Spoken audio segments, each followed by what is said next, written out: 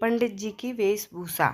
किसी गांव में एक पंडित थे। वह सभी शास्त्रों के अच्छे जानकार थे। वह सब कुछ जानते थे, लेकिन इतने ज्ञानी होने के बावजूद भी वो गरीब थे। उनके पास घर नहीं था। वह अपना भोजन भी बड़ी कठिनाइयों से प्राप्त करते थे। यहाँ तक कि उनके पास पहनने को अच्छे कपड़े भी नहीं थे। उनके कपड़े फटे हुए थे। पंडित जी अपने भोजन के लिए भीख मांगते थे। वह घर घर जाकर भीख मांगते, कृपया मुझे भिक्षा दो। उनके पुराने फटे कपड़ों को देखकर कई लोग सोचते थे कि वह पागल है, इसलिए उन्हें देख दरवाज़ा बंद कर दिया करते थे।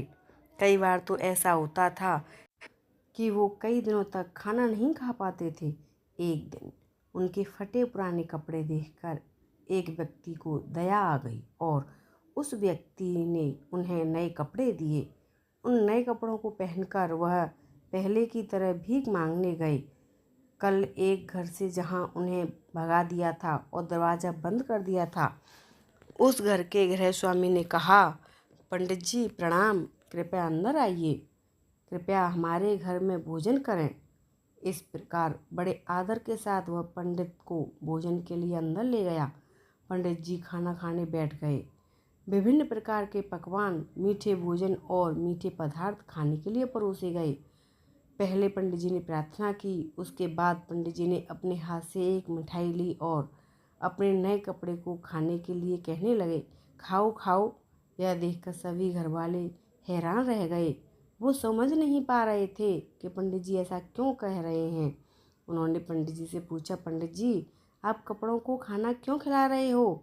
तब पंडित जी ने इस प्रकार उत्तर दिया, वास्तव में इस नए वस्त्र के कारण आपने मुझे आज भोजन दिया है। कल जब मैं आपके घर आया था तब आपने ही इस घर के दरवाजे मेरे लिए बंद कर दिए थे और आज मेरे कपड़ों की वजह से आपने मुझे भोजन के लिए आमंत्रित किया है। चूँकि मैंने इन कपड़ों के कारण भोजन प्राप्त किया है, इसीलिए मैं इनका आभारी हूँ। इसी वजह से मैं इन्हें खाना खिला रहा हूँ। घर वाले शर्मा गए और अपनी गलती की क्षमा मांगने लगे। कभी भी किसी को उनकी वेशभूषा के हिसाब से नहीं आंकना चाहिए। तो दोस्तों, आपको मेरी कहानी कैसी लगी कमेंट करके ज़रूर बताना।